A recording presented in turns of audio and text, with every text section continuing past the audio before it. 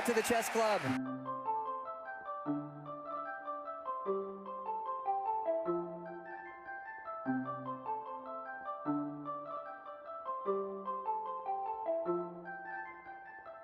That's most definitely what's up. We're aiming for a controversial 7 out of 10. Assassins, Creed Valaha. I'm vibing.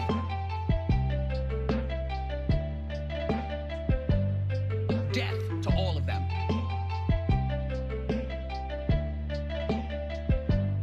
But something's wrong with the game. But something's wrong with the game.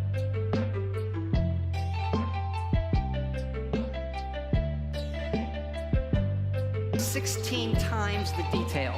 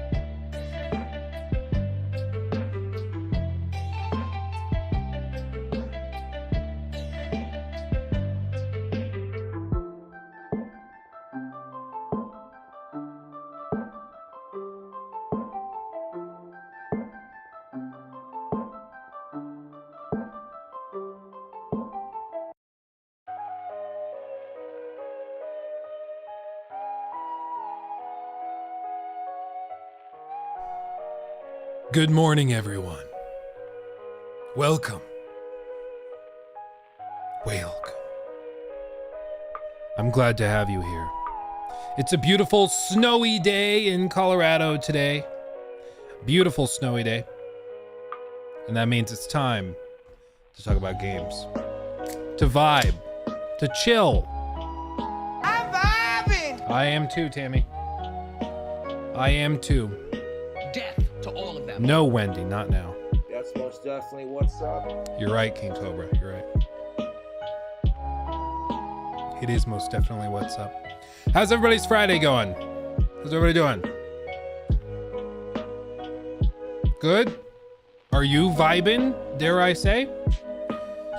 You're feeling very Gucci right now? The Gucciest? That's what I want to hear. That's what I want to hear. That's the goal. To be Gucci. I think it's in the book of John in the Bible. Gucciness is close to godliness.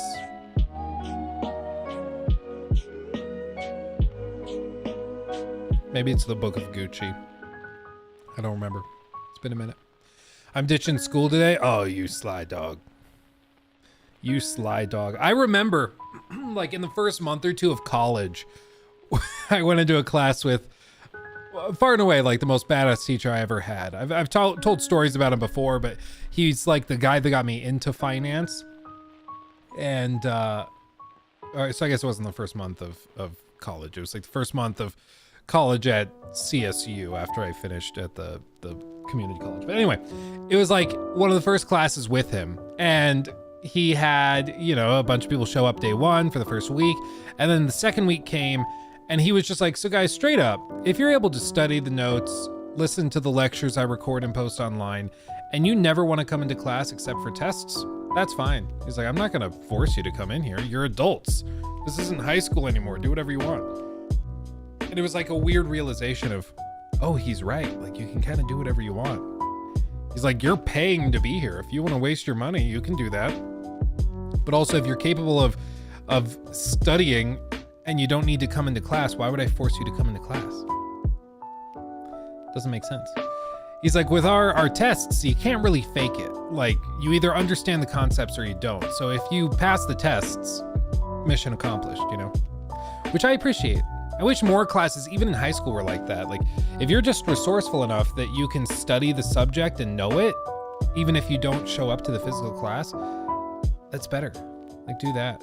But that would betray the real purpose of the American schooling system, at least, which is mostly to be a big subsidized daycare so people can continue working and stuff. That's basically what it is. Let's just be perfectly honest. That's why they would have us go in at 8 a.m. and stay till like 3, have some extra curriculars, so you end up staying till 5, right as everybody gets off work. It's like, oh, interesting. Oh yeah, the Dragon Ball creator passed away, only 68 years old. It's really tragic. Only 68. Which, granted, that is a good long life, but nowadays, I mean, 68 still younger than you would expect. So I don't know how it happened or if he was sick or whatever it was, but yeah, it's really, really too bad to see.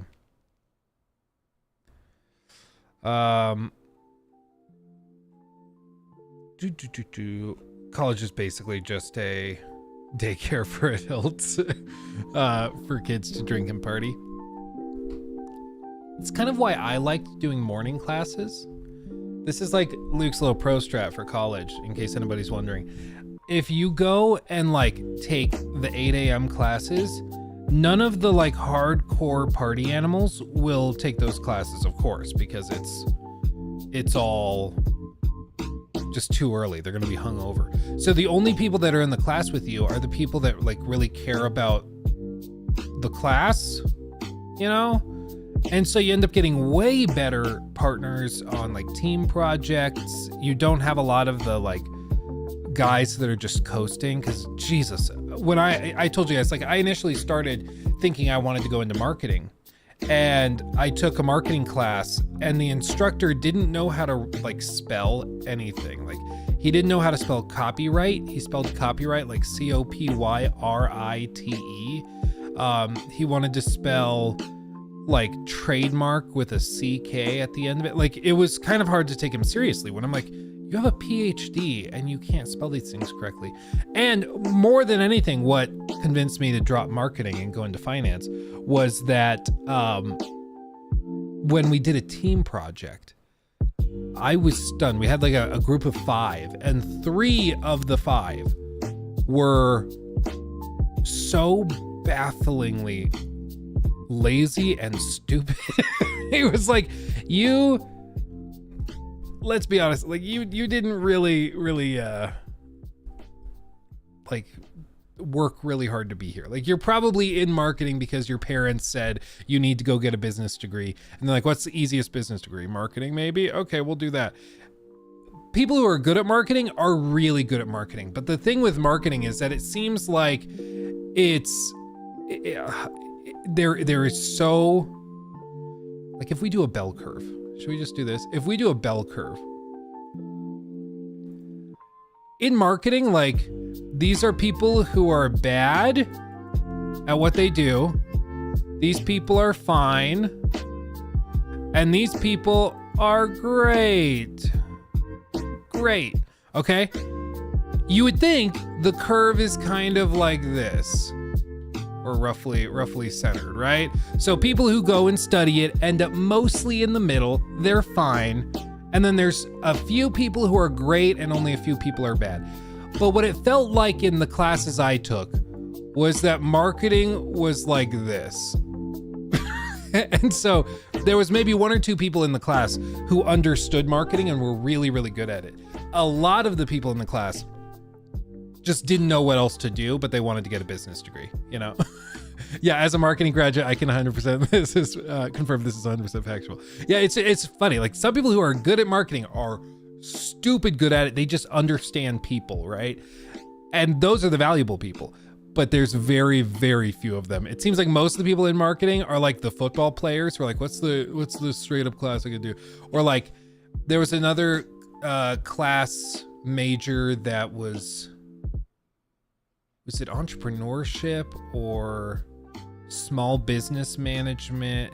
There were a couple of other majors where the running joke in the business school was like, if you want the easy degree, go do that, because they don't do tests, because it's all like creative stuff. So it's like your concept for a company was clever, so you get an A, versus not clever is a C. Like it was, whereas like finance, you get the question right, you pass. If you get it wrong, you fail. Like really straightforward.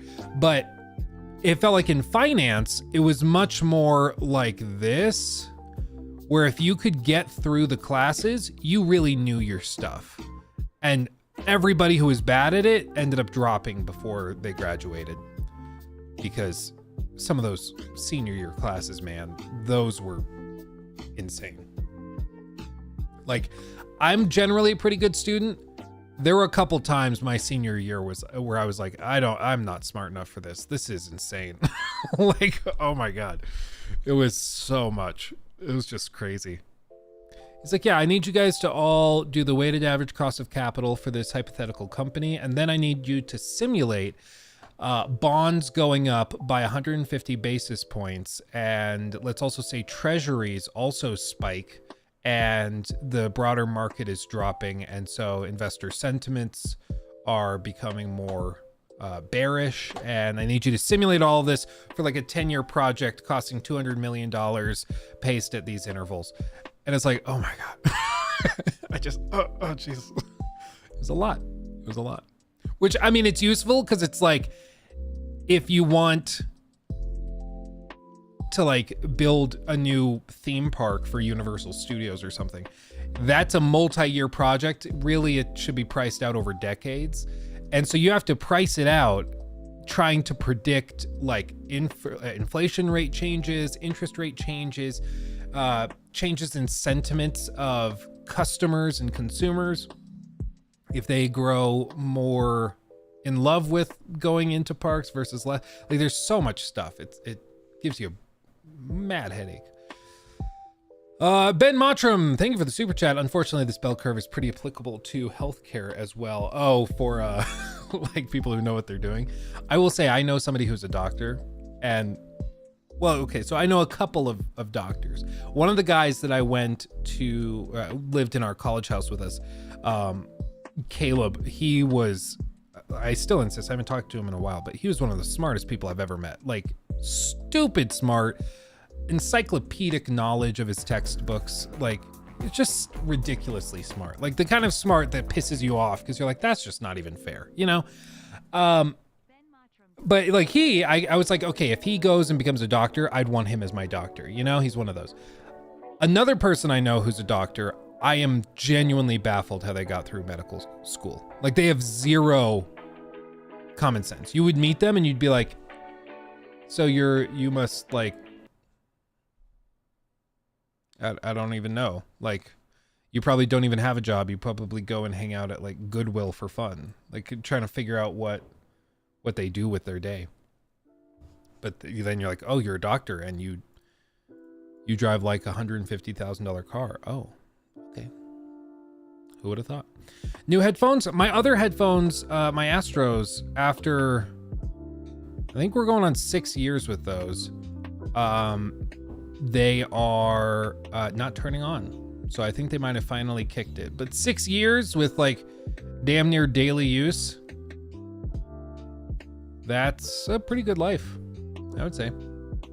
So I think I'm gonna have to replace those. So in the meantime, we're using our Sennheisers with our headphone amp. I usually only use this when I'm not streaming because it has a cable to it, but the sound quality is way better. Which you'd expect. I mean, these are like, this combo is like 4 times as much as the Astros, but still.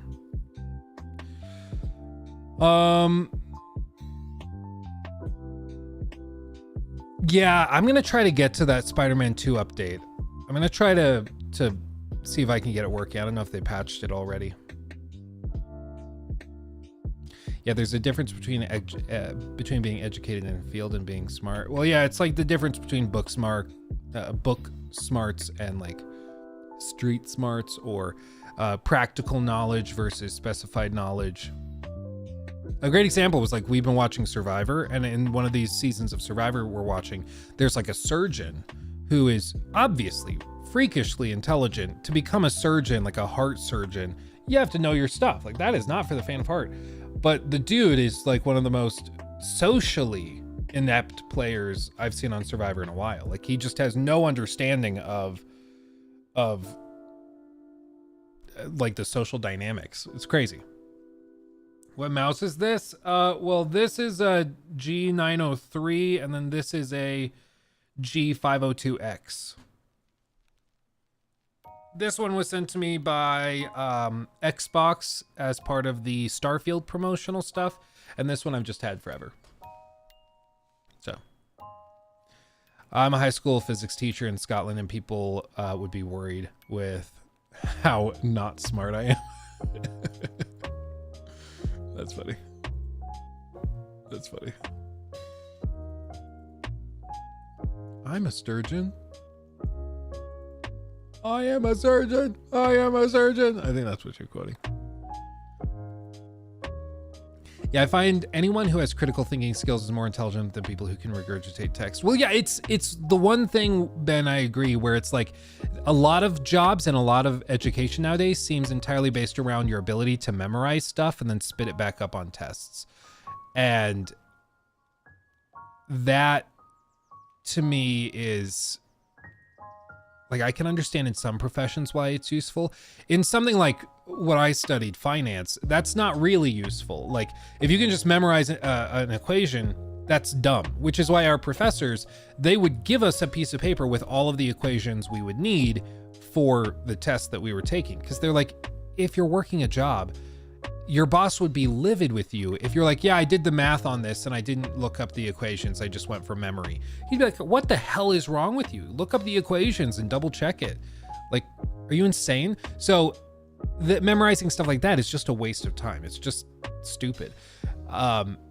It's understanding the equations, understanding the topic that's crucial, you know. Ian, in real time, I guess, Jacob, we can do this. New segment.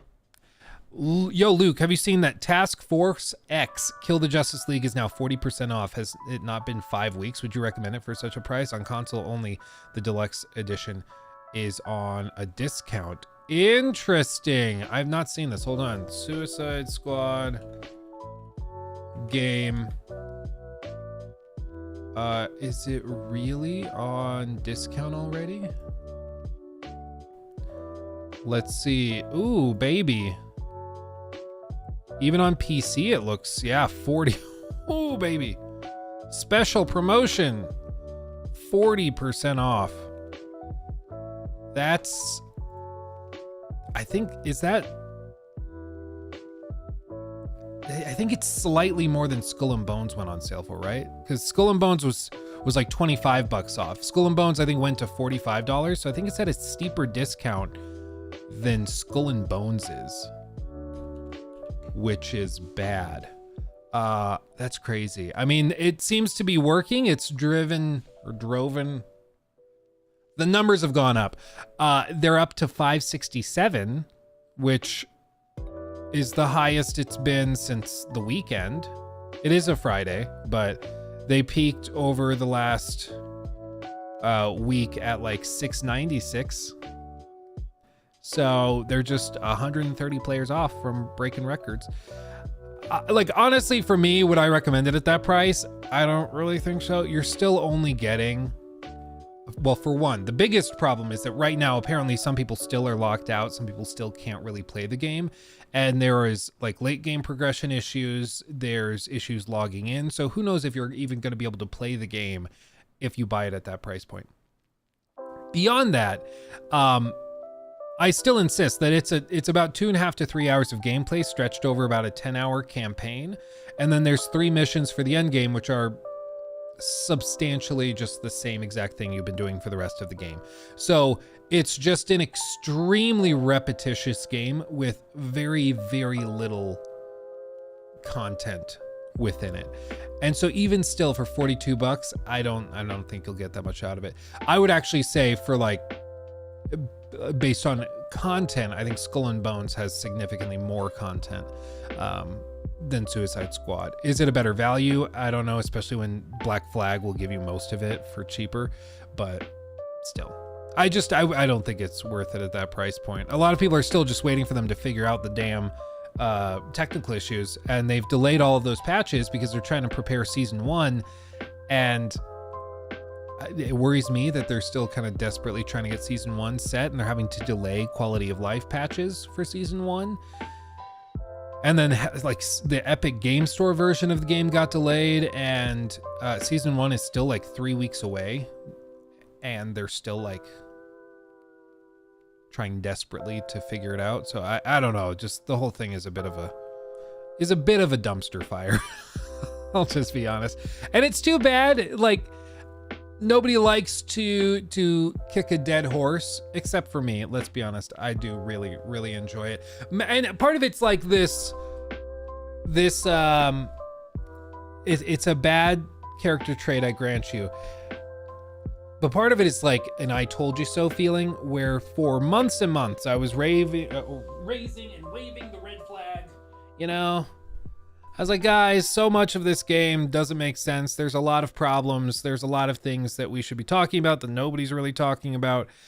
And for months and months, people were like, Luke, you're just being mean. You're beating up on the game. You are just trying to hate on it. You're trying to be negative and stuff. It's like, I'm just calling out the problems I see that everyone else seemingly is just ignoring. And then the game launches.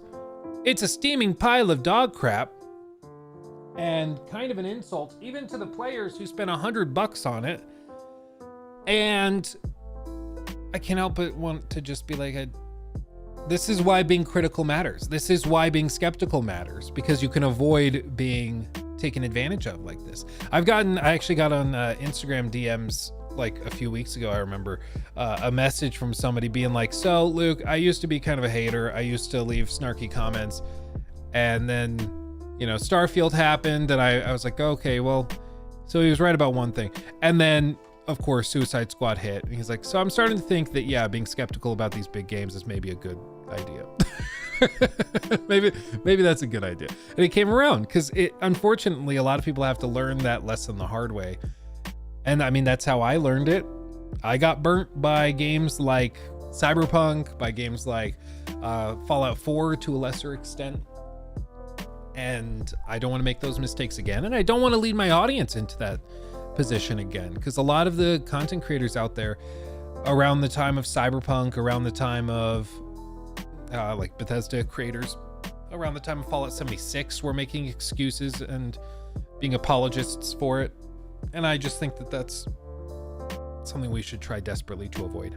So I'm trying to be skeptical and not get too hyped for Dragon's Dogma, but it's not working. Well, here's the thing, Shake and Bake. Like, people think skepticism is just shutting down all excitement and fun, and that's not what it is. It's just accepting a claim once there's sufficient evidence to justify the claim. So in the case of Dragon's Dogma 2, I would say at this point, right now, I think that there's a lot of things pointing to Dragon's Dogma 2 being a really good game. There's a lot of things pointing to it being awesome.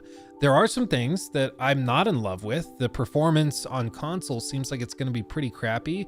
I mean, a fully uncapped frame rate targeting, quote, around 30 FPS is exactly what the game's director said. They're targeting around 30 FPS.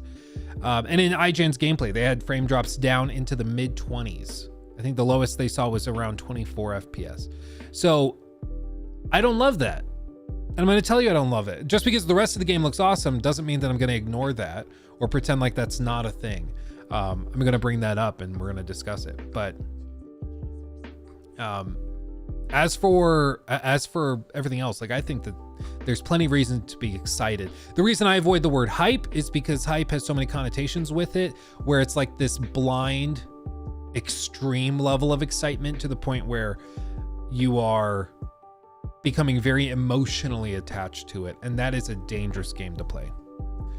That is a very dangerous game to play.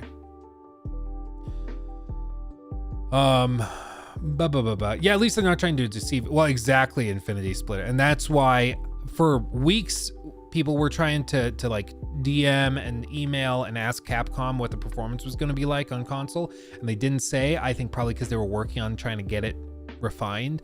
And then now they've come out very clearly and said what exactly it is, and now we can see it. You know, it's great. Can you use dark mode on YouTube stuff? I thought I am. Is this not dark mode? I have the ambient thing turned on, the ambient mode, which kind of like gives a blurred version of the video in the background, but I thought it was.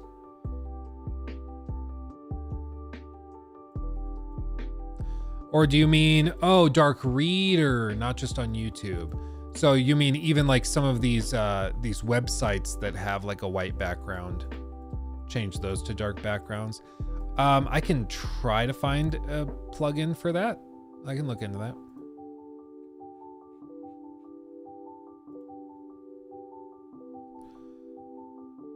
I don't think FPS matters that much. Bloodborne is capped at 30 and it's considered a masterpiece. I think how smooth the gameplay is what matters most. Oh, Cold Zero. Yeah, I mean, gameplay, of course, is king.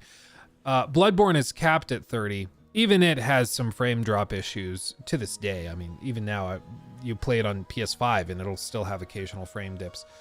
But my main frustration is that it's totally uncapped in this version in Dragon's Dogma 2. Like, it would be one thing if they're like, yeah, we're hitting 30 FPS, we're locked at 30. That's what players are going to get and see. That's one thing, but that's not what we're getting. What we're getting is like a frame rate that goes to 38 and then drops down to 24. And that is not great. Dark Reader is the plugin. It's awesome. Okay. I can probably add it right now. Anyway, so today, guys, Dark Reader extension. Yeah, interesting. So what we're going to do today is we're going to sort of clip along at a slightly faster pace because I've got to get some stuff to Mr. Jacob. Oh yeah, look at that. Look at that. Way better. Thanks for the suggestion. Look at that. Actual dark mode. Love it. So we're going to rock and roll into this. We're going to go through some stories kind of one after another, and we're just going to blast on through. I want to say thank you to the people who have contributed so far. Ben, of course, read that super chat. Captain Hook, thank you for the 2. What are your thoughts on Sweet Baby Ink Detected? I've done a couple of segments on it on the stream. So we've talked about it for like, at this point, multiple hours. But I think more information is always good. Like, if you want to have a group that just identifies games that Todd Howard has been the producer on so that you can either play them or avoid them, who cares? Like, good. More information is good. Like, I don't care. I don't know why people would be that livid about it, but, well, I do know why, but still. Yeah, the fact that it turned into a scandal is just a great example of the Streisand effect, but I do think there's the potential for Sweet Baby Ink to become a bit of a boogeyman in the industry. Like, there are many consultancy groups that are doing exactly what they're doing. They're just not as kind of visible. So I think there's the potential for, you know, Sweet Baby Ink to close down and just rework themselves under a new name, and they'll just keep doing exactly what they're doing. So anyway. And then, yeah, Tide, thank you for 15 months of support. The thing about Cyberpunk is there was a good game at its heart at release, which isn't the case for Suicide Squad. Well, exactly. People have been asking, like, do you think they'll have a magical Cyberpunk redemption arc? And like, I just really don't think so. From the very start, when people found out about Suicide Squad, they're like, oh, that's a bummer. That's what they've been working on. I was hoping they were working on a Superman game, but maybe it'll end up being good despite it sounding terrible, and or at the very least lame. And then it just ended up being exactly what everybody was afraid it was going to be. So but on the flip side, like Cyberpunk, I agree. People loved the idea and the pitch. They just didn't like how it turned out when they got it, because it didn't live up to that expectation. And once they worked on it and got it back to that level, people were very happy with it. Wyatt, thank you also for the 5. What's a game / series that just didn't click with you that you really wanted to like?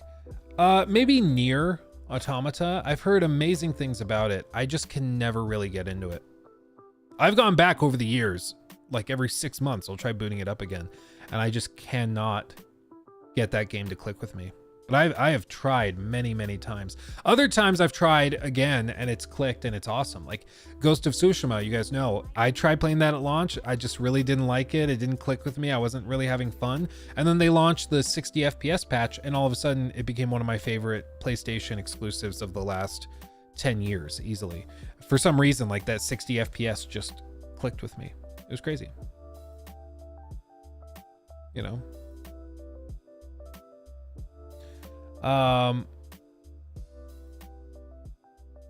Yeah, going viral gives people a visible enemy to watch out for, so it's definitely a step in the right direction. Well, I think it just, more than anything, it gives a sort of name and face to a problem that we've been very frustrated by, which is this like really cringy writing that prioritizes checking boxes over being good.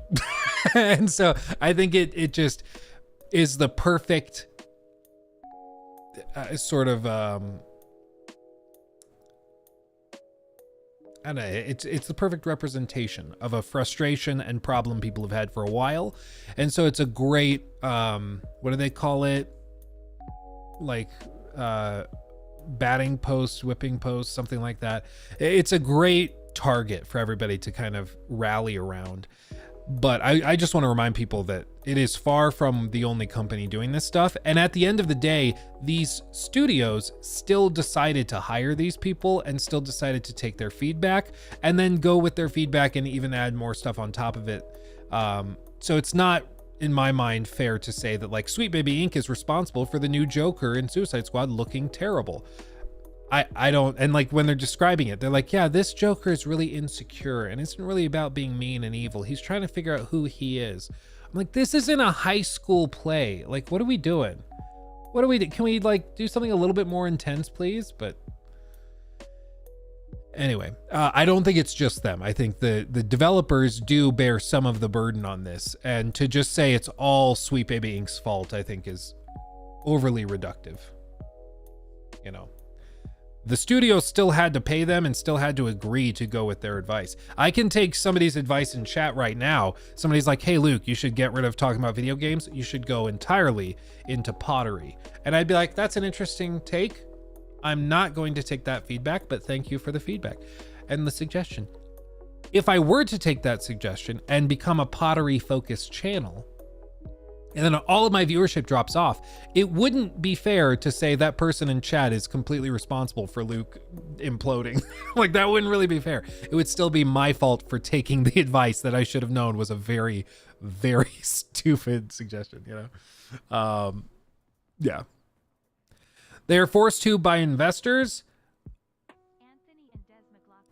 It's complicated. Like, again, BlackRock is another example of like the big boogeyman in investment stuff. BlackRock at their core, shocker, only cares about money. If a company is producing good returns and profit, they will invest in them regardless of their social status or anything like that. That is the prime directive, which is why Disney recently has been talking about trying to rework Marvel movies, being too focused on what did Bob Iger call it? He's like, we've been too focused on messaging and trying to preach basically in our films. We just need to go back to having high quality films that people want to see. Shocker, right? But I think that that's because it's taken a while for them to realize, okay, we can't just do whatever we want and people will show up. People want like high quality stuff that's good. So I mean, again, it's just, I think BlackRock is a really easy group to point at, and Vanguard and those guys. But it's not always as simple as people think. And people are like, well, look, Luke, they have $10 trillion. They're a $10 trillion company. It's like, okay, tell me you don't understand what AUM means without telling me you don't know. Like, if you don't know what AUM is when talking about Vanguard or BlackRock, you just don't really understand what the deal is. Like, they have $10 trillion of assets under management. Right now, I probably... Okay, not quite. But well, it depends on how you value the YouTube channel. I guess you could say that the YouTube channel is worth, like, as an asset, is worth a lot. So you could probably say that I have millions of dollars in assets under management that I am managing, whether it's my house, my car, my YouTube channel, all of my equipment, everything. When you add it all up, on paper, it's worth $1 million or whatever. But then you break it down, you're like, well, he has a mortgage and a loan on the house, and he has a loan on the car, and he has all of this stuff, and his YouTube channel isn't actually worth that because it's not like he can go sell it to somebody. There's all these other things. So it's not actually as cool as it sounds. It just sounds really dramatic to say, yeah, I have $1 million in assets. If I say that my YouTube channel is worth $1 million, I'm a millionaire, but that's not how it works. And so a lot of people are like, wow, they're a $10 trillion company. And it's like, sort of, but not really. Not really. They take out a lot of debt. They leverage the crap out of their positions to hedge stuff. It's why they're a hedge fund managing company as well. It's just not as simple. Like, it just doesn't work that way. But that's the thing is, yeah, they have other people's money that they manage. It's the same thing. Like if a bank, like, I don't know what Wells Fargo,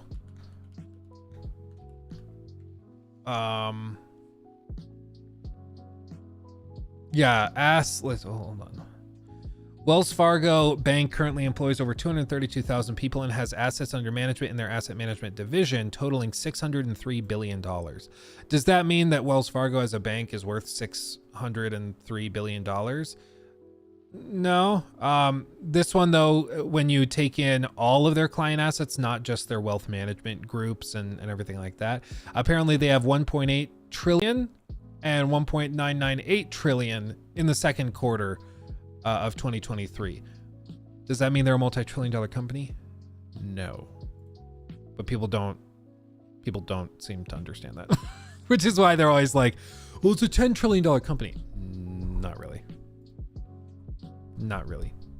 Like the most valuable company on earth, valuable companies on earth are like Apple, Microsoft, Amazon is extremely valuable. Nvidia now is number 3, I believe. And these are all $1 trillion plus companies, but they're valued at that level. They're valued at over $1 trillion. BlackRock is not like 3 apples or 4 apples. It's just, it doesn't work that way. Let's see. Have you seen the developer update from Rocksteady asking people to advertise the game to their friends? However, multiplayer is still not working. I did not see that. That's a little sad. It's clear that they're starting to get very desperate, I think. I think they're seeing player numbers drop on PlayStation now as well, and everybody's just moving on. And they're about to launch Season 1, and they just don't have much to show for it. It's pretty bad. Okay, let me catch up on these. Anthony and Desmond McLaughlin, thank you for the $10 super chat. Very generous. Hey, did you try the new mechs in Helldivers 2 yet? Not yet. I saw that they are in like matches now. You can find them. So I'm going to probably try that later today. See if I can find one. And then Brian, Toro, thank you for becoming a member. Appreciate you. Appreciate you. And thank you over on Twitch, everybody who has followed over there. Okay, let's talk about this real quick. I'm bad at being efficient. Okay, Warner Brothers has set expectations for Hogwarts Legacy's free summer update. In case you missed it, basically, Hogwarts Legacy, they announced that they're going to do a free patch and free update later this year. Specifically, what they said was that they were going to bring along, quote, additional updates and features for the game this summer. That's awesome. And in addition to that, they're bringing over the exclusive PlayStation Quest from PlayStation. It'll be available on all platforms now, which if you don't know what that mission is, it's a mission in Hogsmeade where like you basically get your own shop and it's like a horror themed quest line. It is by almost every single metric, I think, the best side quest in the entire game. Far and away, and it's a PlayStation exclusive, at least until this summer. So they're bringing all of that, but over the last like couple of weeks, there's been some creators online that have started speculating about this update, and it's just turned into standard like speculative hype where everybody's like, yeah, and I think that they're going to add a new area, and I think they're going to add, you know, the new game plus, they're going to add in new missions, new creatures to find and collect, maybe new boss fights, they're going to do all of this stuff, and they start to break it down and list all of these things, and most of it is just totally made up. Most of it totally made up. And so to their credit, they've actually come out and tried to sort of calm down these expectations. Okay. So what they've said is, this comes from community manager Chandler Wood. And Chandler Wood is the guy that was in all those promotional videos for Hogwarts Legacy. If you remember, he's the one that hosted like the unboxing of the collector's edition. I think he's done a tremendous job. I think he should be very, very proud of the work he's done to promote the most successful financially game of, or at least I guess the game that moved the most units. I shouldn't say most successfully financially successful, because that's probably Fortnite, but still, he's still responsible for an amazing marketing campaign and I think communication to the community that helped this game become so wildly successful. I still insist that that collector's edition was laughably terrible, but that's just me. He said, quote, "We are thrilled that you are all excited for the free update to Hogwarts Legacy this summer. We love seeing all the guesses and hopes for what will be part of this update, and while we are not ready to talk about it yet, I do want to set some expectations for what we are working on. Our original wording of additional updates and features for the game was very intentional. This update is a small way of us showing appreciation to our players for the amazing reception of the game." And that's that. Like, that's the whole thing. Okay. This is going to be exactly what they said it was going to be. This is going to be a smaller update. This is going to be something where they can add in a couple of little tidbits here and there, a couple of quality of life improvements to hopefully get people to come back for a little bit. But you shouldn't expect anything too transformational or crazy. My hope would just be that they're able to bring like a weather toggle or a season toggle. I'd like to be able to set it to winter whenever I want, or fall, instead of having to load back to a previous save to get that, or use a mod. So I think that would be a great quality of life addition. Other little things like that I think would be great to see, but don't get your hopes up too high for this to be anything crazy elaborate. It's not going to be a DLC. I did see somebody on Twitter, they're like, I'm just really hoping they can add multiplayer with that update. They're not going to add goddamn multiplayer. So just don't expect that. Okay. Don't expect that. But we'll see. I mean, I personally am hopeful that they do a quick, small little update with a couple of little things, and then they just move on to the sequel, and they just get hard to work figuring out what that's going to be and how that's going to surpass our expectations. Because I think a lot of people are very excited at the prospect of a sequel. In the last couple of weeks, some of the statements from Warner Brothers executives have us a little worried, because they've been talking about doubling down on live service games, on trying to find ways to turn them into games as a service, find ways to keep players engaged for years and years and years, stuff like that. And I think that that is a fundamental misunderstanding of why Hogwarts Legacy was successful, but we'll see. The fact that those statements were made in front of investors immediately makes me discredit those statements. I don't take them as seriously after that. Not because they would just straight up lie to investors, but because whenever an executive is talking to an audience, they almost always tweak what they're saying to make the audience in front of them happiest. Usually. An example of when that didn't happen was with Diablo Immortal. I think that's what it was called, right? And you know, you all have phones, don't you? And they were just genuinely shocked. Everybody in the audience was booing them. Like, they had no idea that would be received poorly. so sometimes it can go badly, but usually if an executive is talking to like a group of investors, they're going to try to make the group of investors happy. And how you do that is by telling them, yeah, we're working on stuff that's going to milk our customers for even more money. And it's going to be super, super great. It's going to be awesome. Yeah. Is this an out of seasons April Fool's joke? Dude, that was so savage. What an amazing clip. And what a tremendous example of how sometimes executives just get totally out of touch. Like they genuinely thought, well, it's a Diablo game and it's on your phone, so everybody's going to be super thrilled, right? Everybody's going to get a Diablo game they can take anywhere. And they just had no idea that people would see right through it, which is that, oh, this is just a way for you to sell us microtransactions. That's all it is. Okay. That day, Activision feared 2 guys with red shirts. Yeah, and didn't they stop? I think they stopped doing the Q&A at the event. I think this last BlizzCon, they took away the microphones, didn't they? I remember reading about that, which is pretty funny because like we can't afford to have another one. I kind of get it. Because like now everybody's going to try to be the one that goes viral and pwns the creators for something stupid. But it is still just really, really, really funny that they took the microphones away after being curb stomped in front of so many people. But anyway, we'll see with Hogwarts Legacy what happens with the sequel. I'm cautiously optimistic. I think I like many other people was very surprised and impressed with Hogwarts Legacy, and I'm hopeful that they can double down and continue to surprise us with that franchise moving forward. So time will tell. End of segment. Yikes, Warner Brothers, though. Rip Rooster Teeth. I don't think Rooster Teeth had done anything relevant in a long time, though, right? Maybe this is terrible of me. I thought they had already shut down like 5 years ago. I granted, I'm not usually hip to what's going on. I didn't realize. I saw that news and I thought like my phone had glitched and it was sending me a notification from years ago. I thought Rooster Teeth was already gone. But maybe I'm like the one guy that just wasn't watching and everybody else was. But I didn't realize they were still going, you know. Me too. Okay, so same. I'm not the only one. Okay. I think they were losing money for 10 years and the Warner Brother acquisition barely kept them out of the water.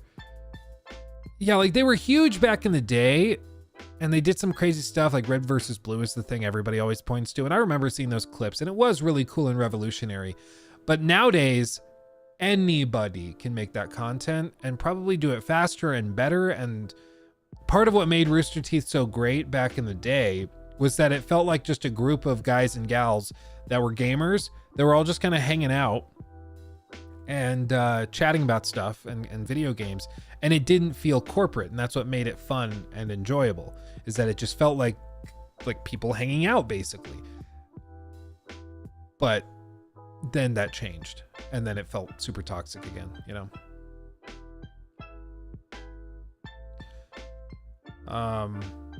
Their prime was definitely back in the 2010, 2014 or something. Yeah, maybe even earlier. I don't really remember when Red versus Blue started, but yeah. I think a lot of people stuck around for a handful of personalities like Gavin, but when they went corporate, it definitely went downhill. Yeah. Weren't the Funhouse folks from Rooster Teeth glad they're still doing well? Or were they? I don't know. It's so fractured now. So many of those guys splintered off and started doing their own things. Okay. New segment. Ready, Jacob? So I have been a little befuddled in the last year or two because it feels like we have amazing hardware at our disposal. Like we have 4090s, we have Xbox Series X's, the PlayStation 5 is behind the computer on that table. Like we have amazing hardware that's incredibly powerful, and yet I declare it really seems like consistent performance in games has gotten notably worse. It seems like games are launching at much blurrier resolutions than even the end of the PS4 generation on the PS4 Pro, which was weaker than the PS5. It feels like frame rates are constantly all over the place. It feels like There are bugs and glitches galore, and just in general, performance has not improved generation over generation. We've gotten a couple of little things like faster load times. That's also been a great improvement, and that's something that's very tangible in some games, to be clear. Other games, load times might be improved, but there's still lots of load times. Starfield. But Luke. 16 times the detail. I don't care, Todd. Anyway, it feels like there's been a big step down in performance quality. And this I saw pop up on Video Game Chronicle, and it kind of exemplified just how this felt. Brothers: A Tale of Two Sons is getting a remake. And according to an analysis by the one and only Digital Foundry, it drops to as low as 454p on the Series S. Now, the Series S, the way it's been described to me is that it's sort of a beefed up 1X, if you remember that from the end of last generation. So, still a very, very powerful console. Okay, very, very powerful. Like many other games, Brothers Remake has a quality mode, which locks the frame rate to 30 FPS to increase visual detail, makes use of dynamic resolution, which allows the game to drop its resolution in particularly busy scenes to keep it running smoothly. And they found that the Series X and PS5 versions have dynamic resolution in the quality mode, which ranges from 1620p to lows of 1260p, notably lower than the native 4K resolution both systems can theoretically achieve. And the Series S version has a resolution that ranges from 454p and 720p, meaning that at times it can render at lower than standard definition. Though Morgan notes in quality mode, it does tend to rest at the upper end at 720p.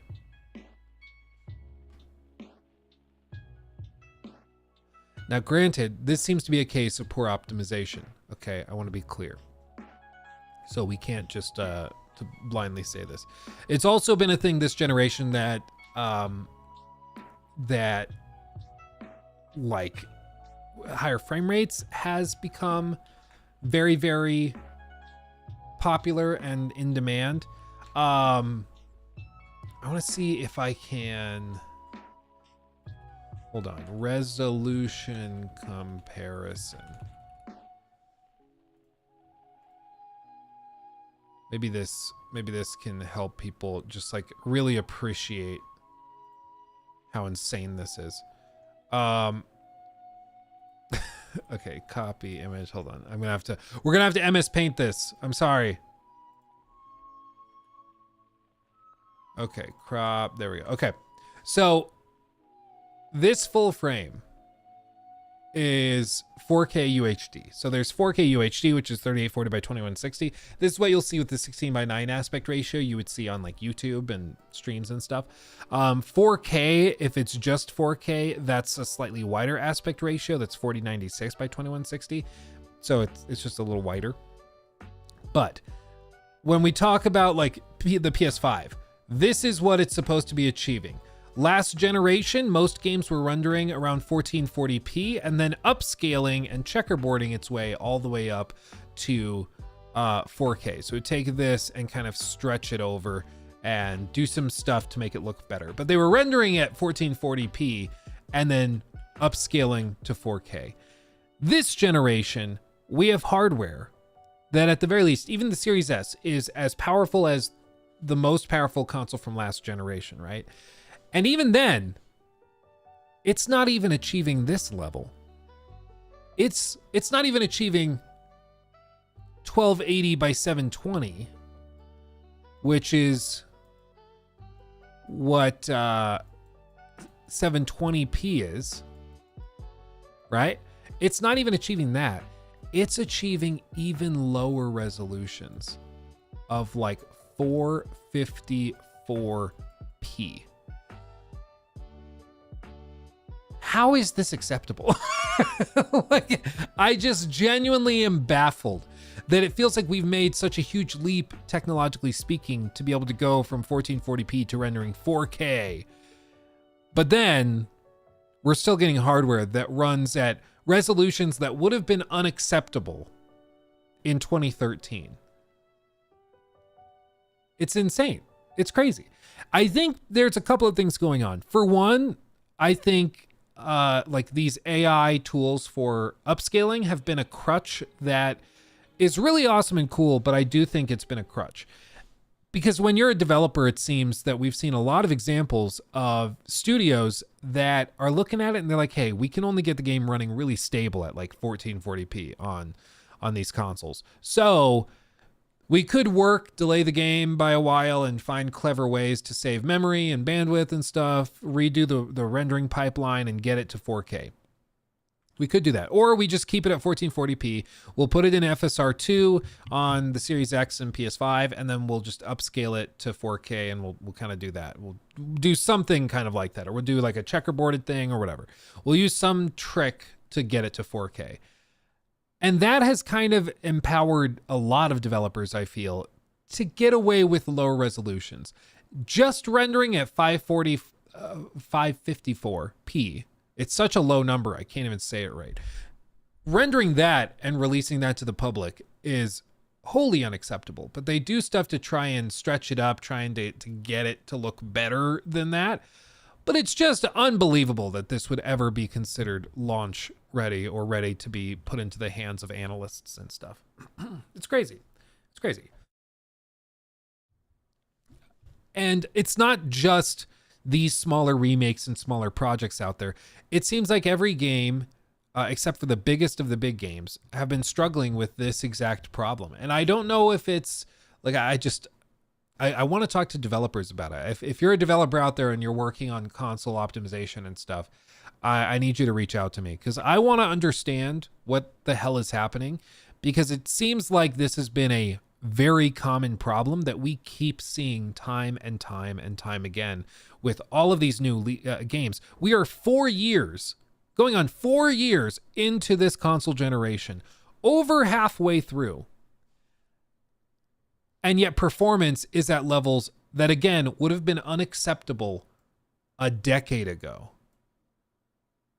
Like, I would not be shocked if the original version of this game, which I think launched on like the Xbox One, was able to render at far better resolutions. And I hate to be that guy, but like, I don't think the performance, or rather the graphic quality is there to justify such god-awful performance. Like, yeah, it has moments that are really pretty. It has other moments that are not that great. And it just makes you go like, what the hell is happening? Original versus remake comparisons, definitely a step up. You can tell they've done a lot of work. Sure. It's almost like a totally different art style. It's a 2013 game. Okay, so it's not even Xbox. Maybe it's still Xbox One, but it's been a while. Performance mode. Frame rates kind of floating around 50 on the Series X. Look at that. PS5 performance mode, Series S performance mode. Oh, jeez. Holy blurry Batman. Look at that. Look at that. Wow. It's just crazy. It's just crazy. I understand the Series S is weaker than these others, donated but still. $4.99 through Super Chat. Thank you, my friend. Luke, when are you going to just make a new segment, jingle, with a button to press? I need to do that, actually. Unironically, I need to do that. You're right. She's like, at this point, I do it enough that we could definitely benefit from that. Maybe I'll have Jacob work on that. Jacob, maybe this weekend or next weekend, work on like a little jingle or something, and I'll add it to the soundboard, and we'll just play that every time we do a new segment. We could do that. That'd be fun. That'd be fun. So anyway, I understand the Series S is weaker. I get it. But it's not weaker than even the One X. So how on earth, 806 by 454p. Like, how on earth do you manage that? Like, and it's another example, like the Unreal Engine 5 is an amazing tool set. It does amazing things.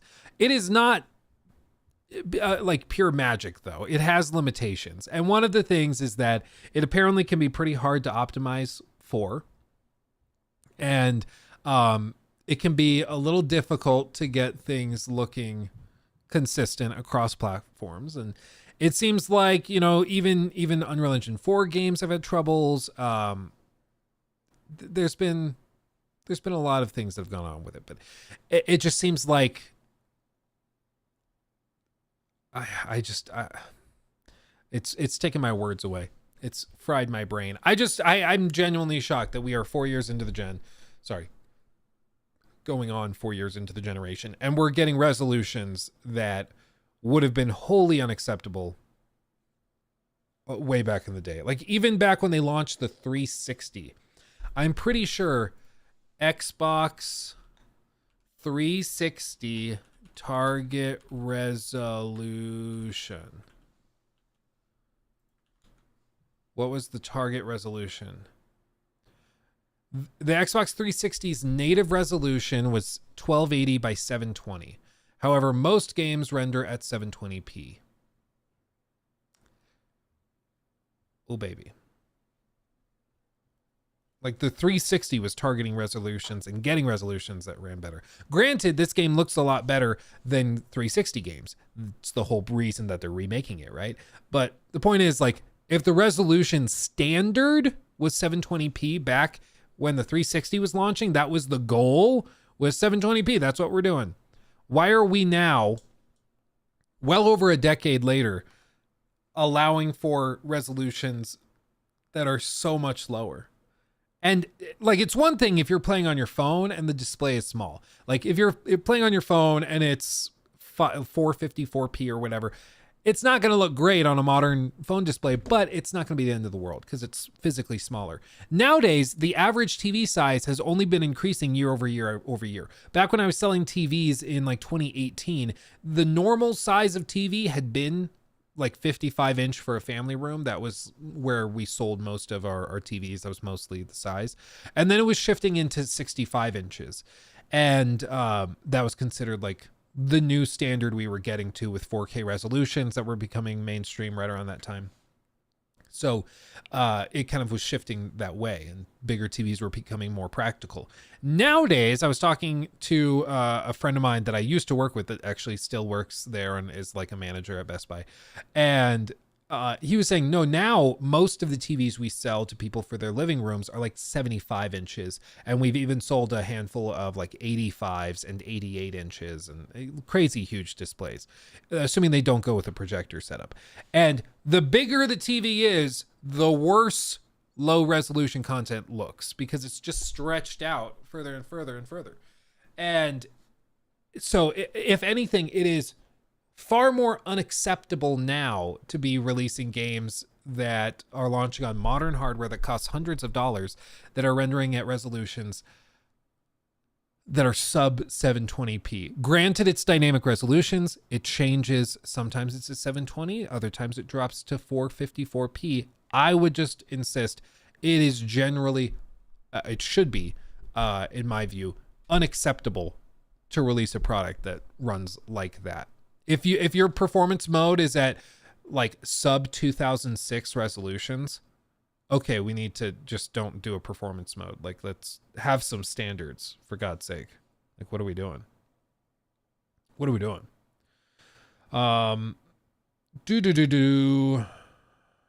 Yeah, it's baffling. It's baffling to me. Remember the good old days when the majority of TV size wasn't even the screen? Oh yeah, dude, those big, thick TVs, or the TVs that came with a cabinet, like in the box. So it sat on the cabinet. It was all part of the TV. Yeah, those are the good old days. Or like the plasma TVs that your like really rich friends would have, and it was like so hot you couldn't touch it. And it weighed like 1,000 pounds. Yeah, those are the good old days, man. Yeah, it took 3 people to carry them. Yeah. Oh man. Oh, those were the days. Those were the days. Now all of our stuff is just like stupid thin and beautiful and amazing, and we live in the future. Oh yeah, the VCR DVD player built in. Oh baby. Oh baby. Yeah, the first flat screens were thick as hell. Dude, we stayed at a hotel maybe it was last year at some point, but we stayed in a hotel and they had like one of those OG flat screen TVs that you could tell the hotel paid a ton of money for. And in its day, I'm sure it was amazing. But this flat screen TV is like this thing. It was like 6 inches thick. It was crazy. It was crazy. I was like, wow, that at one time this TV would have been like a huge selling point for people to stay here. And now it's like kind of a relic. It's just funny.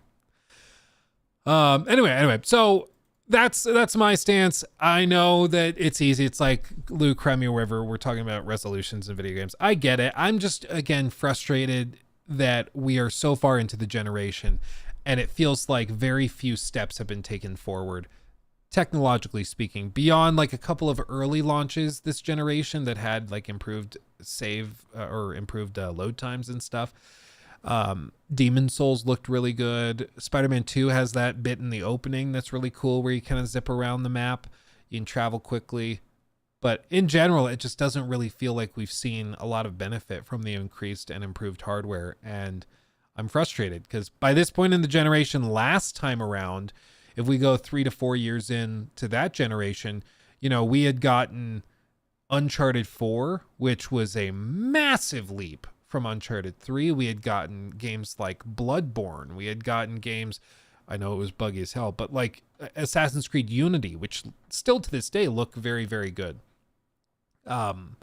We saw these huge leaps and bounds over the previous generation. And then this time around, it feels like you might get a performance mode that's fine, but it renders at resolutions straight out of 2013. And it's like, bro, this doesn't feel like a big leap. It feels like, I don't know, it just feels disappointing, I think, for me.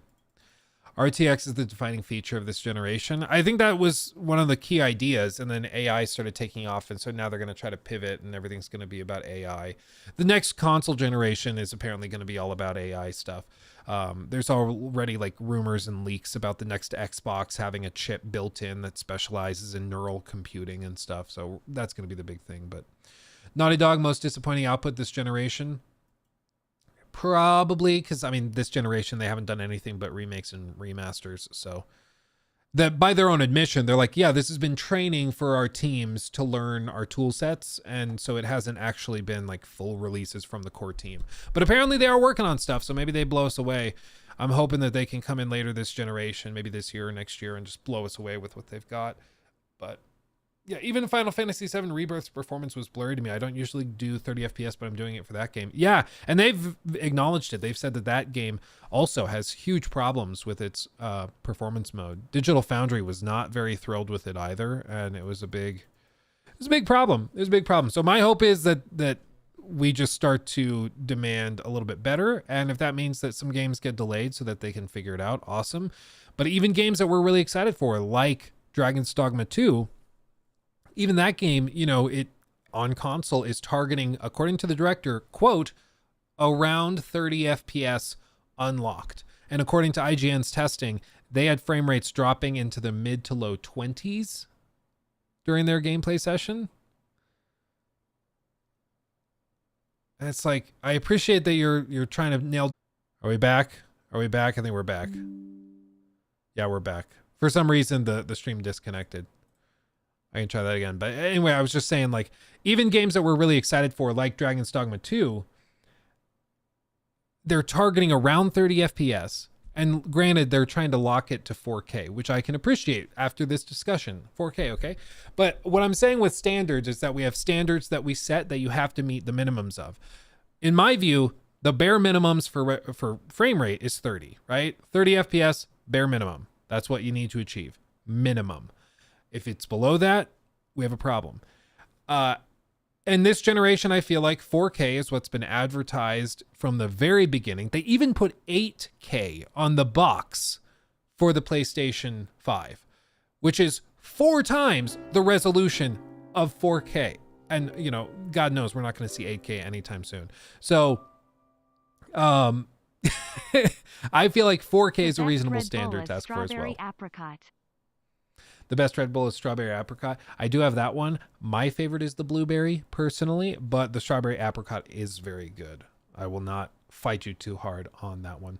Redditless, thank you for subbing with Prime. 2 months. Oh, baby. 8K, is that like quadruple A? Yeah, 8K, to be perfectly clear, to get the benefit of that, you would need a screen that's like a movie theater size, and you would have to sit in the front row. Like, even then, it's probably not that practical. So it is wholly ridiculous to say that 8K is necessary, but still. Yeah. I think there's only an indie game that runs at 8K 30. Yeah, and it's probably like 2D pixel art or something like that. And the thing is, 30 FPS isn't terrible. Personally, I can't play it because PC has ruined it for me, but it kind of feels like they aren't even trying. Well, it's just, video games are amazing. It's an incredibly complicated endeavor to make a video game. The fact that any video game works at all is a marvel of technology. We can all appreciate and understand that. But still, they're asking us to pay $70 for these games. And we also bought like $500 boxes to play these games on that were pitched to us as consoles being capable of running 4K and even 8K resolution entertainment to us. I think in the PS5's case, it's basically just that it could play 8K video and it's not going to play games at that. But still, it was pitched as a 4K machine. That's what this was built to be. And when we get 4K, we barely hit 30 at all. Or we can do performance mode and get around 60 FPS or maybe a little bit above 30 FPS. But we can get close to 60, but then our resolution tanks to like 2013 standards. And it's just like, what is happening? What is happening? You know, it's just wild to me that we're still struggling to make significant improvements. And I don't know if it's that COVID threw things out of whack. I don't know if it's that the architecture of these consoles has complicated things beyond what they expected, and it requires more reworking of the game engines and stuff to get it working. But still, it's wild to me. It's wild. Way too much. Oh, it scrolled. Hold on. Way too much crutching on DLSS and FSR to get performance. It's dev laziness. That's what it feels like to me as somebody that does not develop video games myself. But it feels as though every time there's a game that has really bad performance, they just kind of slap something like FSR on it. And they're like, yeah, see, now it runs better. It's like, not really. Even Starfield was like that. Starfield was like, if you try to run it natively at launch, it did not run very well, especially during the review period. If you turned on FSR, because it didn't launch with DLSS, if you turned on FSR, it ran better, but there were still a lot of weird issues going on with artifacting and stuff. But still, it's just crazy. But I think generally people are vaguely in the same boat as me, where this generation just feels broadly kind of disappointing, unfortunately. Trevor, for a new game, anything sub 60 FPS is just not acceptable to me, especially if it's sub 4K. I have a hard time playing anything without DLSS at this point. If you have a PC and you're able to play stuff with DLSS 3.0 and like frame generation and that stuff, it is straight magic. If you have not tried Cyberpunk 2077 with like ray reconstruction, frame generation, and everything on, it is magic. You will go from playing the game at like maybe 40 FPS and it looks pretty good to it looks amazing. You're playing it on path tracing overdrive mode and it's hitting 120 frames. It's crazy. Joe Mitchell donated $5 through Super Chat. Thank you. Where do you think the Insomniac Wolverine game is in regards of development? Since the layoffs, do you think it's in limbo? No, not that many people were laid off, and it seems like a lot of the people that were laid off are not directly affecting that. It's just with a lot of this stuff, the layoffs were targeting, from what I can tell, and it's sort of been like a slow thing of slowly updating stuff, and we're getting a little bit more information at a time. But it seems like it seems like it didn't really affect it. Where is I bookmarked an article that was fascinating. Can I find it?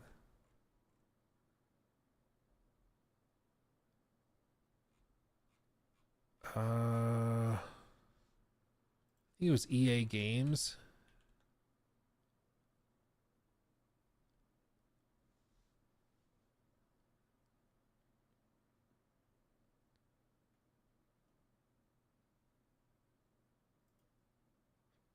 Yeah, look at this. Okay, so everybody, let me describe this real quick. So we've all heard about AI stuff. It's kind of a scandalous topic right now online. And by online, I mean on Twitter. Because it seems like the vast majority of people and consumers don't really care about AI. If it's done poorly, it's really funny, like that Willy Wonka experience that went viral, advertising itself with AI art and stuff that was just not anywhere close to representative of the final product. But still, most consumers, I just don't think, really care as long as the AI stuff is well done.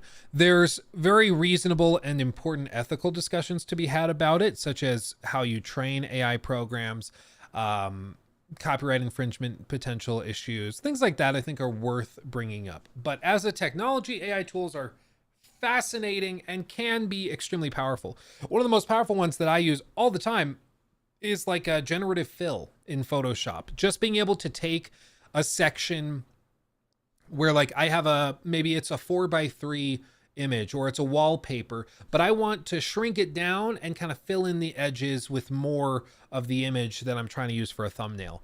And I'll just generative fill it. And so like for the Skull and Bones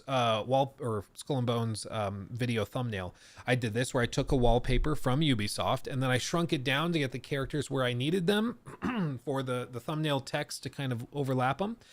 And then I had all this blank space around the borders of it, and I just used generative fill to click a couple buttons. It uses AI to analyze the whole image and basically fill out the rest of the frame.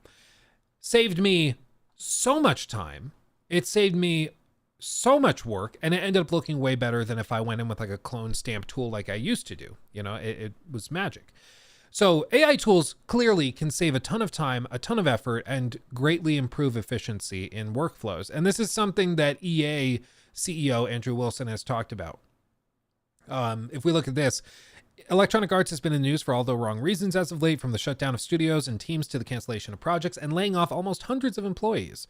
EA has been bearing the brunt of bad press in recent weeks. Recently, the company CEO Andrew Wilson took to the stage at a tech conference to speak about the impact that generative AI is having on the games development ecosystem. This is going to explain why a lot of these layoffs are happening, in addition to the fact that these studios just expanded beyond where they could actually reasonably be. But he said, quote, he stressed that about 60% of all game development processes could be positively impacted by generative AI, and that through artificial intelligence, something that previously took 6 weeks to achieve could now take just 6 days. Andrew Wilson professed his love for AI on the grand stage in San Fran, explaining how EA hopes to jump on that bandwagon like never before. Quote, we are in the era of generative AI, which is the most exciting yet by a fairly wide margin and something that we are embracing deeply. We think about it in 3 core vectors: efficiency, expansion, and transformation, whatever that means. He went on to talk about how EA's game development processes and how there's a desire to use AI to make the company more efficient by up to 30%. It's all about getting games to market faster while not compromising on quality. Quote, I would tell you, part of that is how we do get our people to embrace it. And for creators of games, this is incredibly exciting. The ability to get to the fun faster and get to the market faster is the holy grail for them. And so we see a real embrace happening inside of our company around these things that can help them get to greatness much more quickly. Interesting.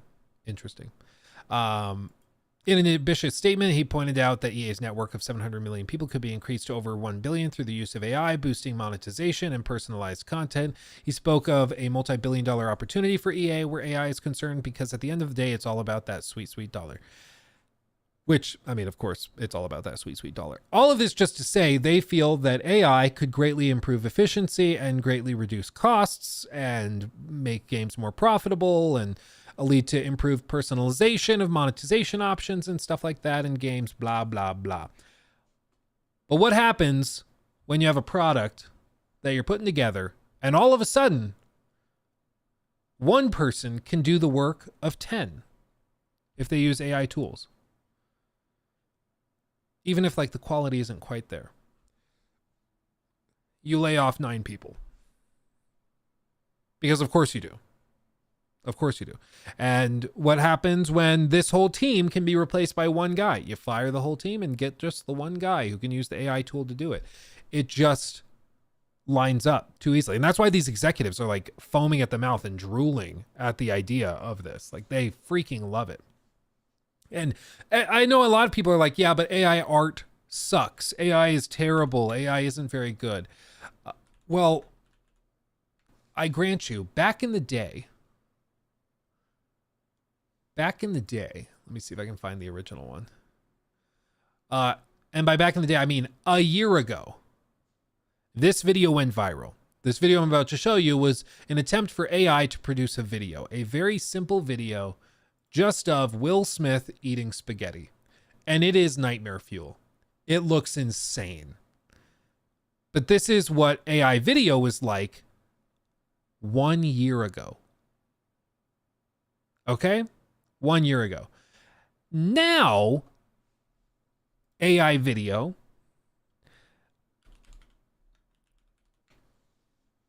is, let's just say, a bit better. This is now what AI video looks like. None of this is real. This was generated using AI tools. And this is what I've said before, like when we've talked about this, this is only going to get better. You know, this is 1 year of improvement. Imagine what it's like in another year. Imagine what it's like in 5 years, 10 years.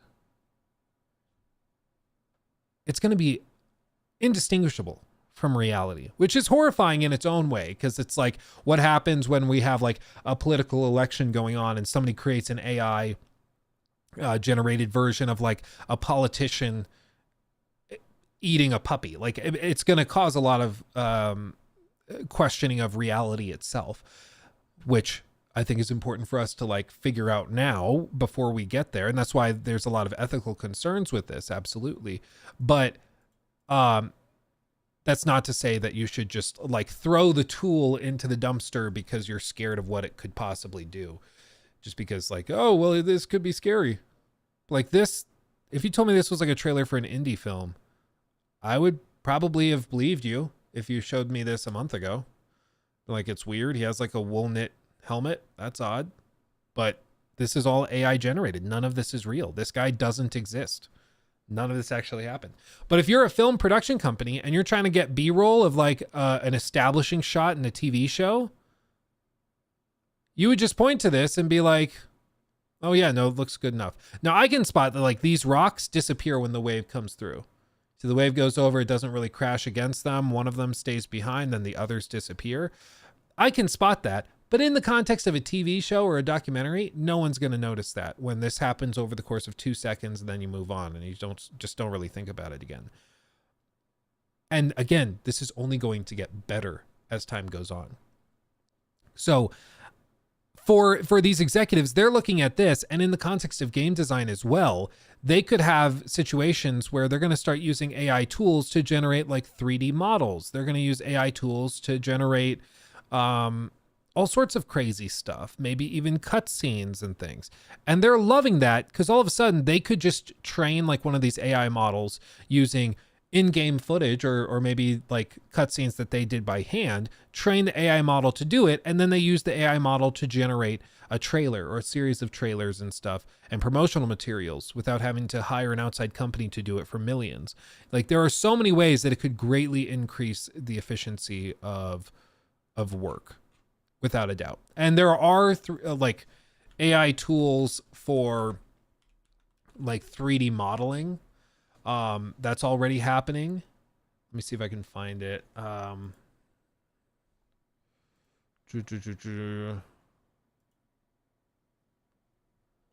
Is this it?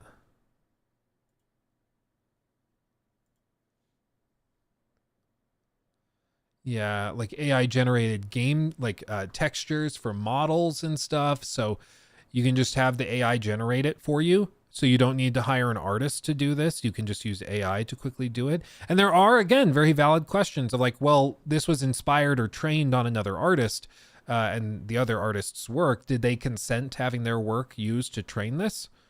Maybe not, in which case this gets a little weird. But what happens when EA has a team of artists that they own all of the rights to their work on? Because every time you work for a big company, they usually own your work. What happens when EA then uses all of their their assets to train these AI models, and then all of a sudden there is no ethical concern because legally they did everything right. You know, it just throws things up in the air. So we're at a very transformational time, absolutely. And a lot of these executives are drooling and foaming at the mouth at the idea of using all of these AI tools. And one of the ways that it's going to be used is through layoffs and shrinking teams and dev cycles and things. And this is going to be paired all at the same time that I think a lot of these studios are going to be shrinking scope. So a lot of games are going to be shorter and smaller now because they just can't justify doing a $300 million game anymore. It just doesn't really work that way. So it's only going to become more and more extreme as time goes on. So you better just buckle up for it. Better buckle up. Do you think AI will replace streamers? I feel like it won't, and it'll be a good stable job for humanity. Well, there already are AI streamers. There's AI like e-girls and what are the, like VTubers, I think is what they call them. So there are already streamers, technically, that are just AIs that read the chat and then have like an anime waifu that kind of bounces around with animated boobs flopping about. It's like a whole thing already. AI Instagram models are a thing. Yep. There's a real possibility that like AI art and AI video and stuff could even start affecting like all sorts of stuff like even the porn industry and stuff like that, where all of a sudden it's like whatever, it's like straight out of Cyberpunk. Like when they go to clouds and they're like, whatever your desire is, type in your desire here, and you type in whatever insane, I want to see somebody downing a Capri Sun while walking on a tightrope and doing hopscotch at the same time. And I want to have them holding a chicken leg and on the other hand, a turkey leg. And then they're going to be smashing them together while telling me that I'm a bad boy. That's what I want. And you type it in and then it generates the video for you. And it's exactly what you want. All of a sudden, like, how do these Instagram models or OnlyFans models compete with that? You know, like how on earth do you compete with that? How do you know my fantasy? I'm sorry, everybody. I found out that survey you filled out. Yeah, it was me. So with all like, it's going to affect almost everything. Like it's even affecting stuff that I do in ways, like I said at the outset of this segment, where like I use generative AI stuff already in thumbnails. I use it in like filling in gaps or if I put on like a thumbnail for Skull and Bones. Just a second, my friend. If I put on like a wallpaper, because usually my thumbnails are made from wallpapers of games that the publisher puts out, because they're usually higher quality, they just look better. And if like for this, for example, right here, if I use this image for a thumbnail and I don't want this right here, let's do it in real time. Let me show you how stupid easy this is. Let me just show you. Pull up Photoshop. Okay, hold on. Please hold. New file. There we go. Paste image.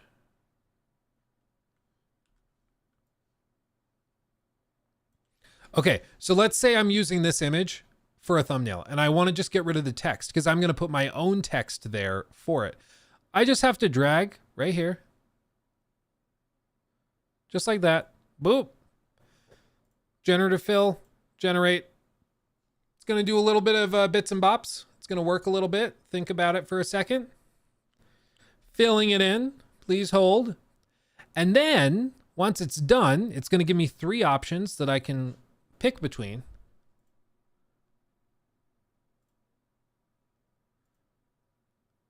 That looks good. Done. Isn't that outrageous? Or if I'm not happy with it, I'm like, actually, I want to have it go again. I can just do that. And then it's going to do it again. And just like that, Luke took 9 jobs. So like, but this is exactly my point, is that this improves the workflow of something as simple. Yeah, that looks better because now his shirt doesn't totally disappear. And I might have to touch this up a little because this kind of disappears here. So I might go in with like the clone stamp tool, like right there, and fill it in a little bit, just like this. But I think that's good.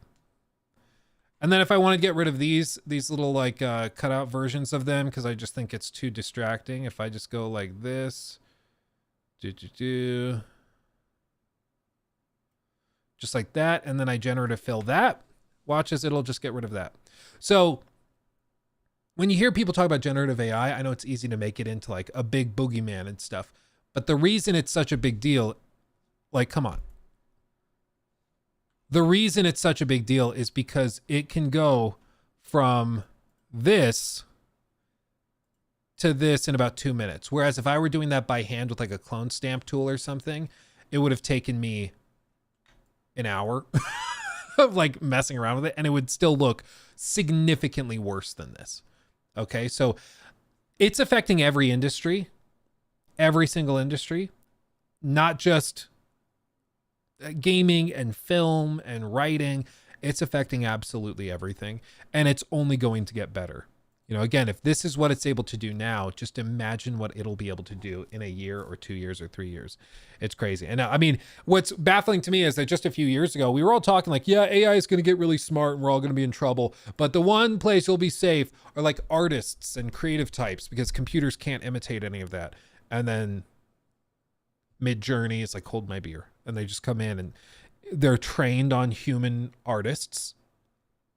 And now we're at the point where these AI models can start to be trained on each other, because it's all just derivative. So it just gets outrageous and things get crazy. So it's a little mad. It's a little mad. I'm an artist. I'm a bit scared. There's nothing I can do. I'll try to adapt as it goes. Well, and I mean, I think that at the core, there's always going to be people that are willing to like purchase art and drawings and stuff made by people, made by human beings. Like there will always be a space for that. And even to this day in like the film industry, for example, there's a lot of people that greatly prefer, for example, like practical effects as opposed to special effects. So I think it was the Five Nights at Freddy's film was all done with practical effect suits and stuff, instead of using computers to just do CGI for all of the animatronics. And that is, for a lot of people, a selling point. It's like, that's always going to be something that will be out there, but we're all going to have to adapt. You know, if my business were built around quickly and efficiently, like, ooh, I'll cut together thumbnails for this YouTuber really quickly, all of a sudden it just got a whole lot easier to do thumbnails and to take out that busy work. So all of a sudden it's like, okay, well, all of a sudden my prices have to drop to stay competitive. And it just, things change very, very quickly. Very, very quickly. And yeah, Boone, hearing AI generated before an art piece or image immediately sets a negative mindset for me. Yeah. And I mean, you better believe that over the next like 5 years, all of these companies are going to be trying desperately to change that perception. They're going to be trying desperately to make it into a positive, a cool thing, or this, they're going to come up with a new like term for it where it's going to be like, oh, this is AI assisted art or something like that. They're going to do something stupid like that to try and reframe it. Because what they learned, hopefully what they learned, or maybe not hopefully, but one of the clearest lessons that could be learned from the NFT debacle is that once everybody agrees that X is bad, if you double down, you just look like an idiot. Okay. So like with NFT stuff, even after everybody agreed, NFTs were almost always used by scam artists, and there was no real value to the player. It was just a scheme to try and make quick money off of naive and gullible people. Once everybody was on that same page, and then you still saw companies like Ubisoft come out and try to launch their own NFT platform, it was like, okay, this, like, you look stupid. Like, this is dumb. I don't know why you're doing this. Well, I know why you're doing it. I don't know why you think it's a good idea to do this. But you're just going to maybe see people try to continue doubling down. But at its core, I think the danger for a lot of people on like social media that are trying to be like activists against this is that it is not actually a super negative thing in the public space. The average person out there, I don't think really cares. And I think we've seen that already. Like there are stories where it goes viral for being used in like really stupid instances with like, with the like Willy Wonka thing that went viral, I think in the UK, but mostly like if a musician or if a brand is starting to use AI art in their promotional materials, they might get a little bit of flack on Twitter or something from some people, but 2,000 people on Twitter reposting each other's posts and trying to rile up a cancellation is not really that big of a deal in the context of 8 billion people on the planet, you know.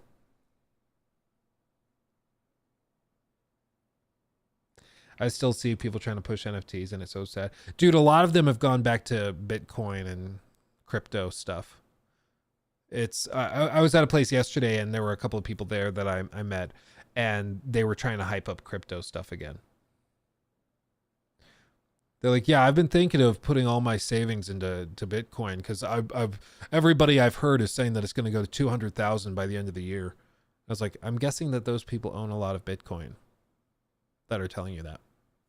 And they have a very direct interest in you buying Bitcoin, I bet. I bet. Maybe it goes to 200K. Yeah, but let's call a horse. It is speculation. It is betting. You are betting. This is gambling, okay? It's not investment. The people who think that they're investing in Bitcoin are well past the point of being helped, unfortunately. Okay. Let's talk about this real quick because this was really, really freaking funny. Okay, let's talk about this real quick. One of the funniest things... Oh, sorry, Jacob. I'm so sorry. I'm so sorry, everybody. New segment. One of the most ridiculous things just happened on PlayStation. You guys know what I'm talking about? There was an update dropped for their biggest game of last year, Spider-Man 2. Spider-Man 2. A little update. And this is not a crazy update. I mean, it's a version 1.002.000 update, which adds like you can go beyond the base game level cap. You can unlock new symbiote suit styles, upgrade gadgets with golden styles, new game plus stuff, all of that. Cool update. Nice to have. No complaints there. But you know what they did? Or rather didn't do? They didn't turn off the debug menu.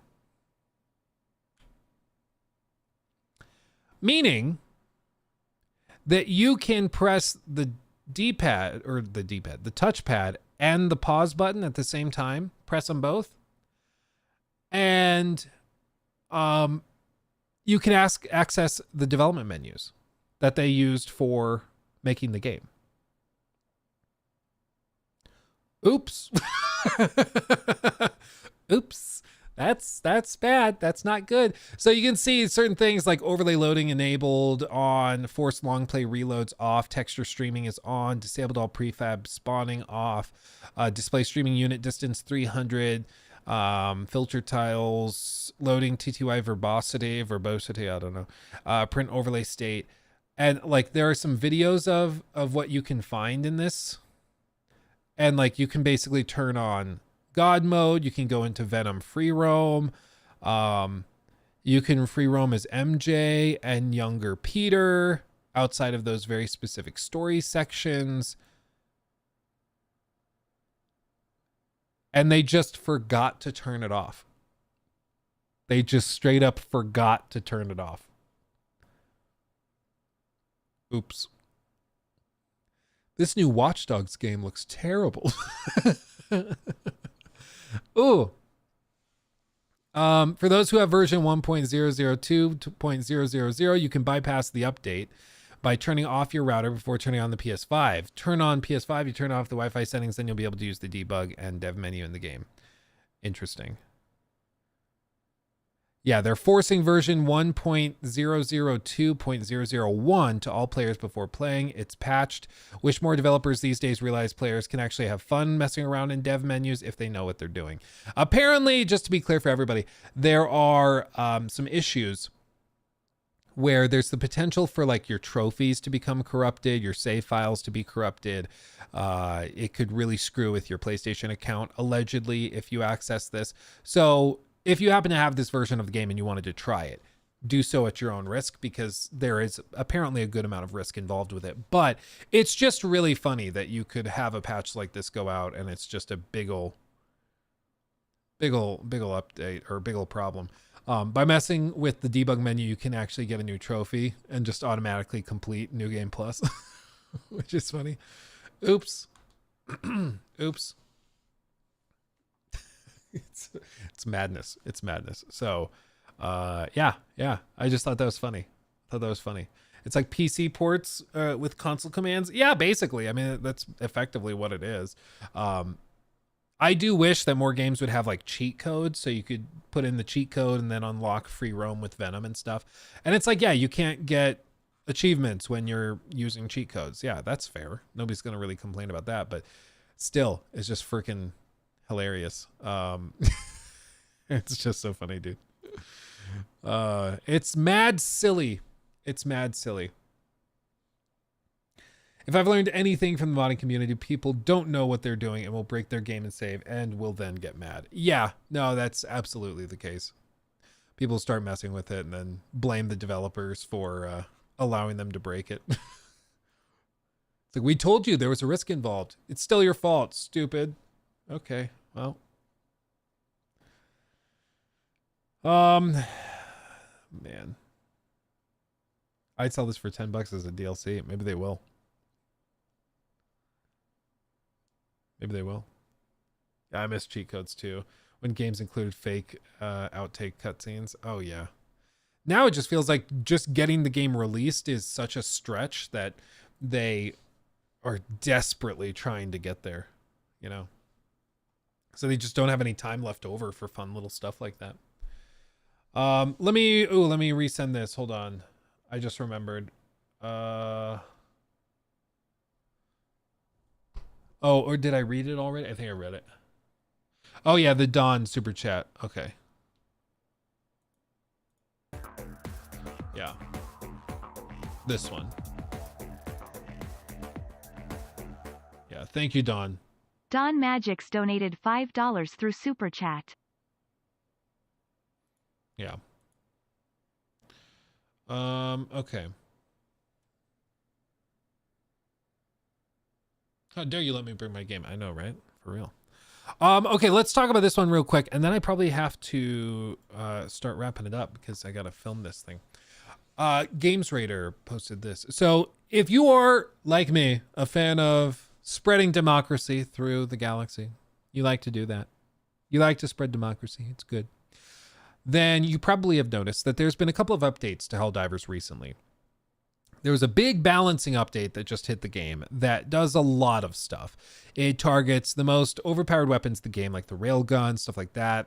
There's all sorts of changes to armor piercing stats, to how big your magazines are, how many magazines you have, things like that to try and balance the game. And the ultimate goal is to try and get it so every weapon, every loadout is viable, and they want players who like to play with shotguns to play with the shotguns, people who like to use the like sniper rifle to be able to use that, the machine gun, use that. So their goal is to spread the love and let everybody do it. But what happens with live service games almost all the time, and especially like co-op shooters and stuff, is that players learn a meta and then they play with the meta and then they get really upset when the meta is changed and they feel betrayed. And they're like, hey, I will have you know, I've only been using this one weapon and these 3 stratagems for the last 2 weeks. And I've been curb stomping the automatons, and now that's different and it's not as good anymore. It's like, yes, they are technically nerfed, but they've been brought back down, so everything is just as viable. That's the goal, at least. But inevitably, people are going to be upset about it because that's just how people are.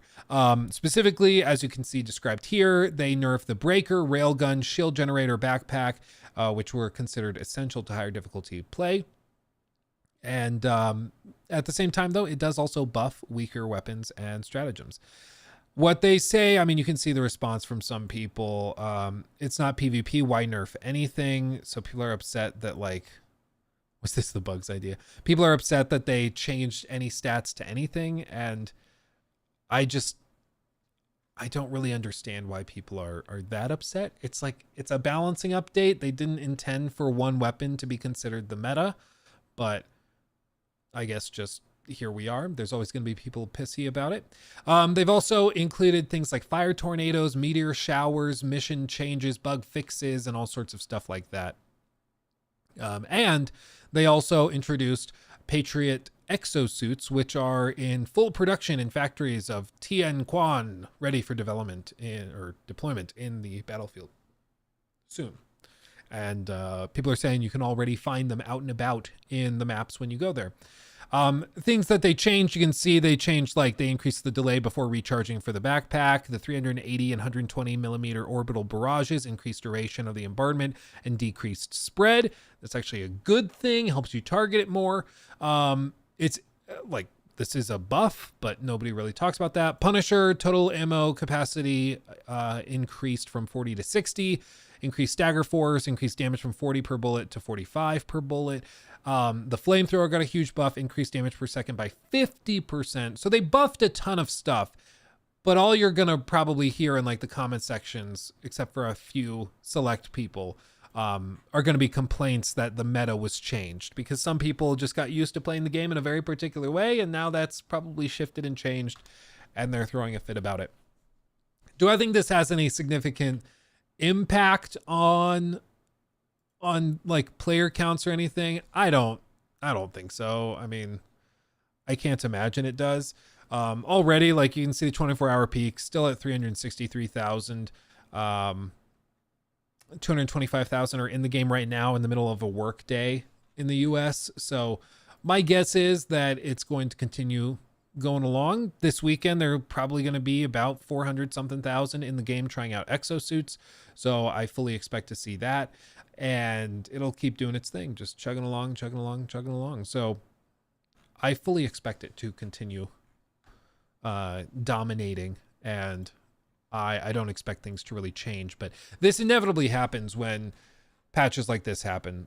There have been some discussions of potentially the game becoming much more difficult after this update. There's been some issues where on higher difficulties, it seems like 3 to 4 to 5 Bile Titans are popping up and spawning, which seems like a lot.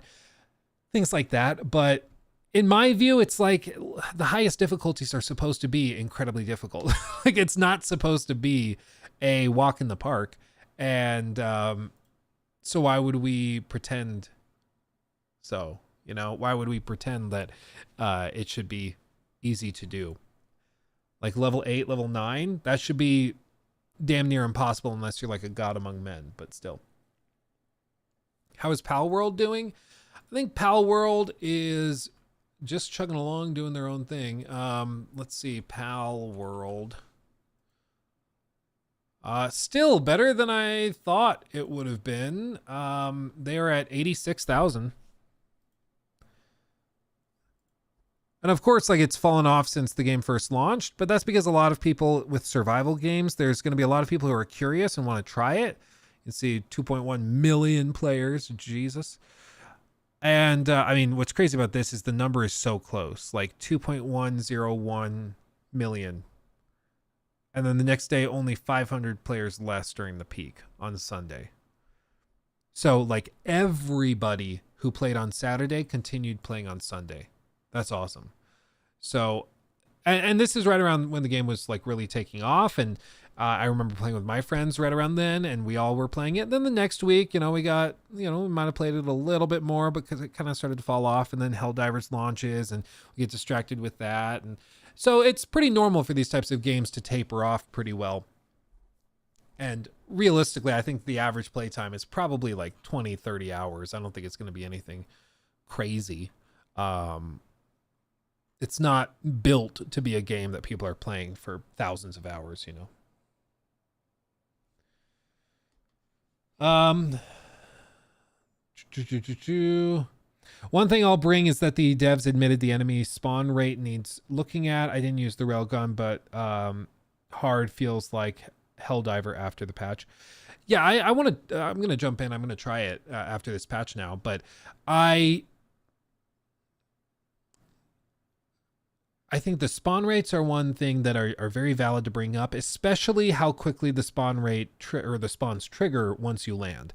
Because I actually saw a few clips of it, but there were clips that were going around after the patch went live of people trying to load in, and they were popping in, and they basically had maybe 5 seconds before the bugs started spawning and chasing them down. So like you couldn't even call in weapons or anything before they arrived. And so that was clearly something not working right. The idea is that you can land, kind of get kitted up, and then head into a hive or something and get going. But still, you know, I think stuff like that absolutely needs looking at. I think that's fair.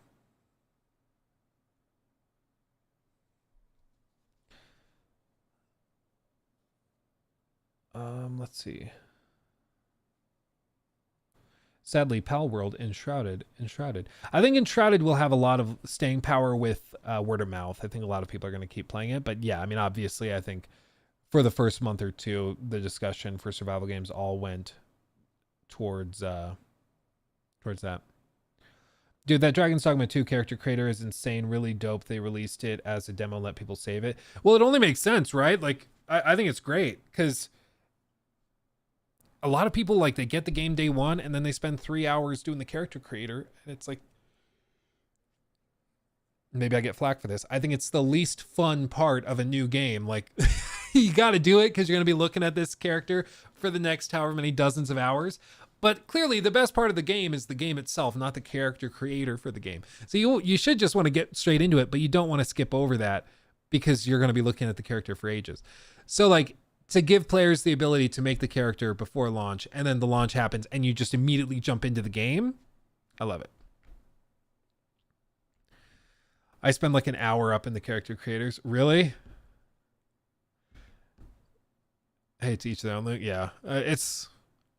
I think little things like this are great, and it introduces the game to people. So now it's like in their library, and I think it's just a really sneaky and clever way of keeping the game on people's minds.